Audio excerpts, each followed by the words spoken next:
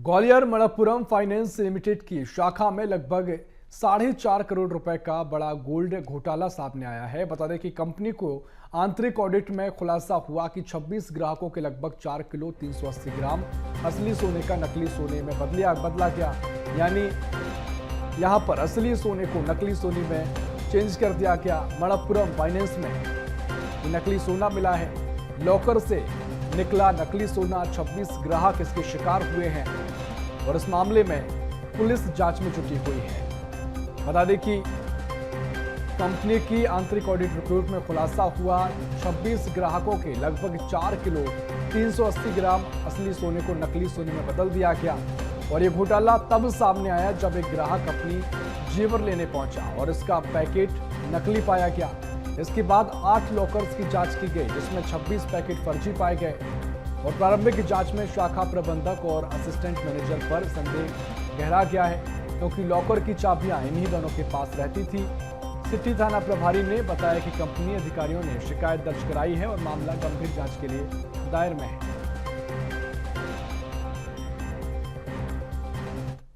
Manappuram gold loan finance का एक private institute दौराना है।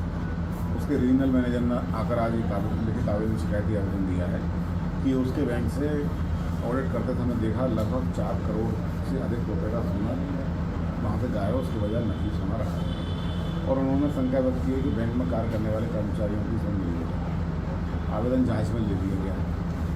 आवेदन पर जैसी सूरत होगी कार्रवाई करेंगे। तो ग्वालियर से आपको ये पूरा मामला बता रहे हैं, जहां सोना को लेकर घोटाला किया गया है। जो लॉकर में सोना रखा होता है, गोल्ड रखा होता है, उसे नकली सोने में बदल दिया गया। इसी पर और जानकारी लेंगे। ग्वालियर से हमारे सहयोगी प्रहलाद सेन हमारे साथ फोन लाइन पर जुड़ रहे हैं। प्रहलाद, जिस तरीके से पूरा मामला सामने आया है, असली सोने की जगह नकली सोना रख दिया गया और करोड़ों का सोना बताया जा रहा है, क्या मामले में अपडेट है? कैसे इस पूरी घटना को अंजाम दिया गया या फिर पूरा मामला सामने आया है? बिल्कुल, देखिए, फाइनेंस कंपनी का ऑफिस जबरा में है, जो सिविल न्यायालय के नजदीक है। इसमें 4.5 करोड़ रुपए का गोल्ड घोटाला सामने आया है।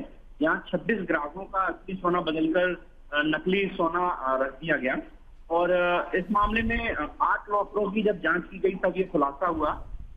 इस मामले में अगर देखें तो प्रारंभिक जांच में जो शाखा प्रबंधक है चंद्रमान कुशवाहा और जो असिस्टेंट मैनेजर है विकास शर्मा, इन दोनों पर ही संदेह है, क्योंकि लॉकर की चाबियां इन दोनों के पास रहती थी।